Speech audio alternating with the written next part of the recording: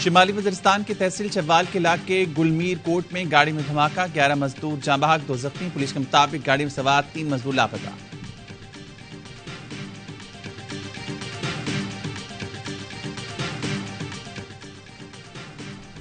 تحریک انصاف کے vice chairman بھی گرفتار، شاہ محمود قریشی کو اسلام آباد میں ان کی رہائش گاہ سے حراست میں لیا گیا۔ شاہ محمود قریشی کو ایف آئی اے نے سائفر کے معاملے پر گرفتار کیا۔ شاہ محمود قریشی کو ایف آئی اے ہیڈ کوارٹرز منتقل کر دیا گیا۔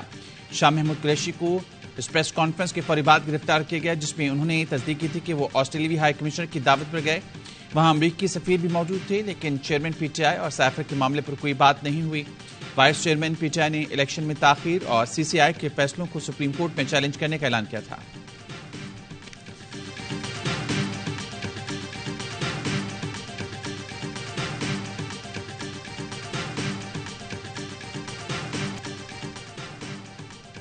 سائفر پر سابق وزیراعظم اور سابق وزیر خارجہ نے حقائق توڑ مروڑ کر پیش کیے۔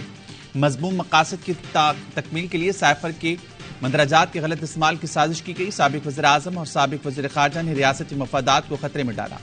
چیئرمین پی ٹی آئی اور شاہ محمود قریشی کے خلاف درج ایف آئی آر سامنے آ گئی۔ مقدمہ 15 اگست کو آفیشل سیکرٹ ایکٹ کے تحت درج ہوا۔ ایف آئی آر میں اعظم خان اور اسد عمر کا بھی تذکرہ۔ متن میں کہا گیا 28 مارچ کو بنی گالہ اجلاس میں سائفر کے مندرجات کے غلط استعمال کی سازش کی گئی۔ سابق وزیراعظم نے اعظم خان کو سائفر کے مندرجات میں ہیر پھیر کرنے کو کہا۔ سابق وزیراعظم نے پی ایم آفس بھیجی گئی سائفر کی کاپی جان بوجھ کر اپنے پاس رکھی، جو اس وقت بھی ان کے پاس ہے۔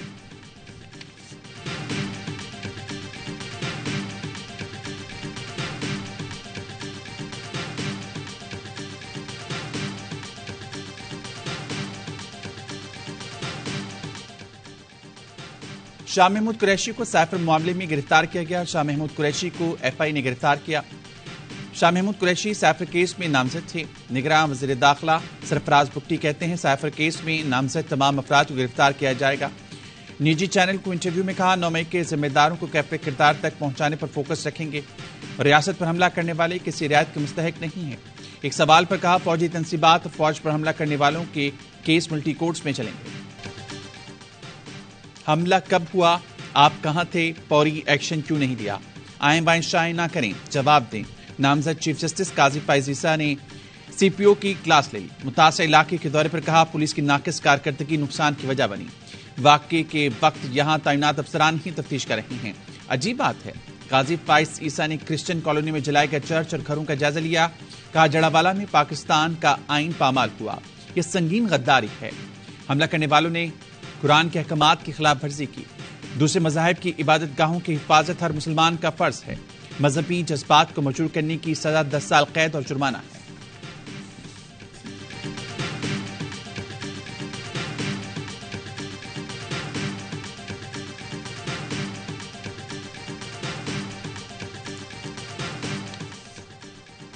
شرپسندوں نے پہلے آگ لگائی، جو بچا وہ لوٹ لیا۔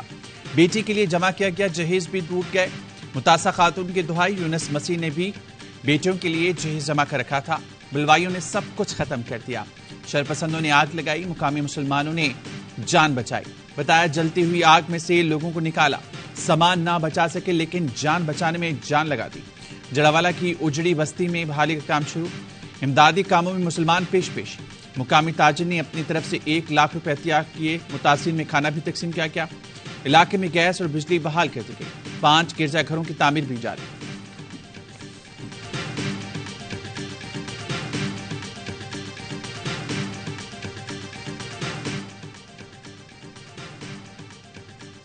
پیچھے 6000 کا مجمع آ رہا تھا، اس لیے طاقت کا استعمال نہیں کیا۔ شرپسندوں کو لاش مل جاتی تو آگ پورے ملک میں پھیلتی۔ آئی جی پنجاب عثمان انور نے کہا عبادت گاہوں کی حفاظت کریں گے۔ آئی جی پنجاب عثمان انور کا بھی متاثرہ چرچز اور گھروں کا دورہ۔ متاثرین سے ملے ملک بھر کی خاتون پولیس افسران کا مسیحی گھرانوں سے اظہار یکجہتی۔ سندھ، بلوچستان اور خیبر پختونخوا کی اے ایس پیز کا متاثرہ علاقوں کا دورہ، انصاف دلانے کی یقین دہانی کرائی۔ نگراں وزیر اعظم انوار الحق کاکڑ کا جڑاوالا کا دورہ کرنے کا فیصلہ۔ متاثرہ افراد سے ملاقات اور مسیحی برادری سے اظہار یکجہتی کریں گے۔ متاثرہ افراد کے نقصانات کے ازالے کے لیے امداد کا بھی اعلان کیا جائے گا۔ سویڈن کے بعد ہالینڈ میں بھی پولیس کی موجودگی میں قرآن پاک کی بے حرمتی۔ غیر ملکی میڈیا کے مطابق ہالینڈ کے ملعون سیاستدان اور انتہا پسند رہنما نے ترکیہ کے سفارت خانے کے سامنے قرآن پاک کی بے حرمتی کی ناپاک جسارت کی۔ پولیس نے واقعے کے خلاف احتجاج کرنے والوں کو روک دیا۔ پاکستان کا شدید احتجاج، دفتر خارجہ نے عالمی برادری کی ذمہ داری اسلامو فوبیا کارروائیوں کو روکے۔ قرآن پاک کی بے حرمتی پر تحفظات ہالینڈ کے حکام تک پہنچائے جا رہے ہیں۔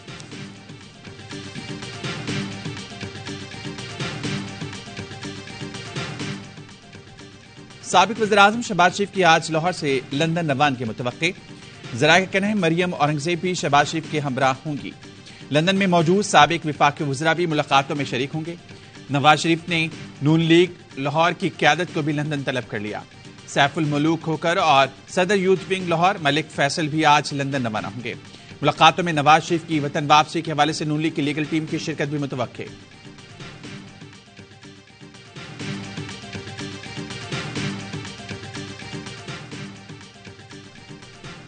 پیپلز پارٹی کا الیکشن کمیشن 90 روز میں انتخابات کرانے کا مطالبہ۔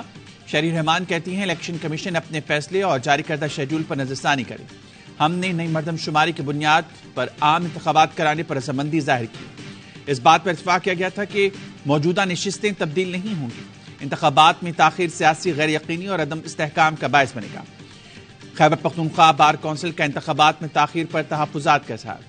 رانا ثناء اللہ نے کہا انتخابات نئی مردم شماری کے تحت ہی ہونے چاہیے۔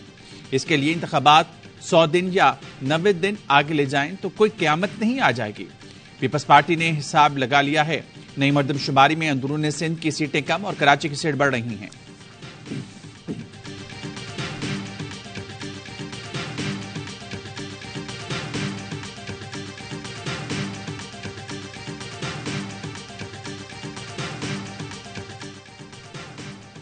پی ٹی آئی پارلیمنٹیرینز کا نوشہرہ میں پہلا سیاسی شو۔ جلسے سے خطاب میں سربراہ پرویز خٹک کے بڑے بڑے دعوے۔ چیئرمین پی ٹی آئی کو مخاطب کر کے کہا آپ کہتے تھے پرویز خٹک اکیلا ہے، اب تم اکیلے ہو، نوشہرہ میں آپ کا صفایا نہ کیا تو میرا نام بدل دینا۔ خیبر پختونخوا کے عوام تمہارے نہیں، اب ہمارے ساتھ ہوں گے۔ اتنے دعووں کے باوجود پرویز خٹک اپنے حلقے نوشہرہ میں ہی عوام کی بڑی تعداد اکٹھی نہ کر سکے۔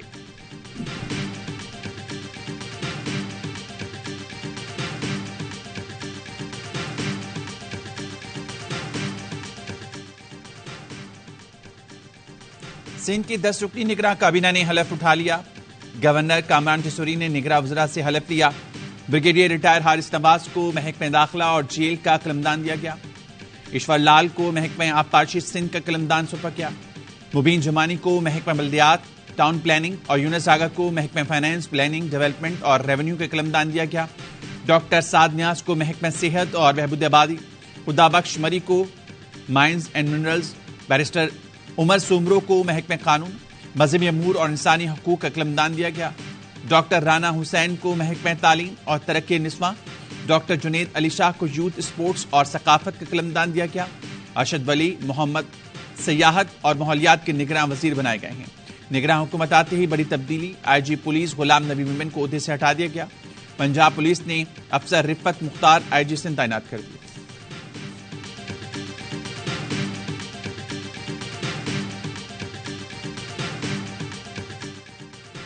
آرمی ایکٹ اور آفیشل سیکرٹ ایکٹ قانون بن گیا۔ صدر مملکت نے دونوں ترمیمی بلوں پر دستخط کر دیے۔ سرکاری حیثیت میں ملک کی سلامتی اور مفاد میں حاصل معلومات کا غیر مجاز انکشاف کرنے والے شخص کو 5 سال تک سخت قید کی سزا دی جائے گی۔ فوج کو بدنام کرنے یا نفرت پھیلانے پر 2 سال تک قید اور جرمانہ ہوگا۔ ریاست کے مفاد کے خلاف کام کرنے، جرم پر اکسانے، سازش یا اس کے ارتکاب کی کوشش کرنے والا سزا کا مستحق ہوگا۔ 3 سال قید، 10 لاکھ جرمانہ یا دونوں سزائیں ہوں گی۔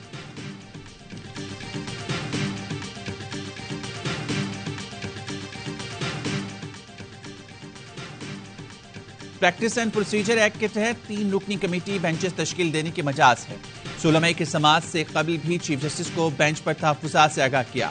پریکٹس اینڈ پروسیجر بل کی آئندہ تاریخ مقرر نہیں، جبکہ نیب ترمیمی کیس مقرر ہو گیا۔ جسٹس منصور علی شاہ نے نیب ترمیم کیس میں نوٹ جاری کر دیا، لکھا پریکٹس اینڈ پروسیجر بل پر فیصلہ یا بطور متبادل فل کورٹ میں سے تشکیل دیا جائے۔ بل کی معطلی کا حکم محض عبوری نوعیت کا ہے۔ قانون درست قرار پایا تو اطلاق نفاذ کی تاریخ سے ہوگا۔ نیب کیس سننے والا بینچ بھی غیر قانونی تصور ہوگا۔ پریکٹس اینڈ پروسیجر بل پر فیصلے تک 184(3) کے مقدمات نہ سنے جائیں۔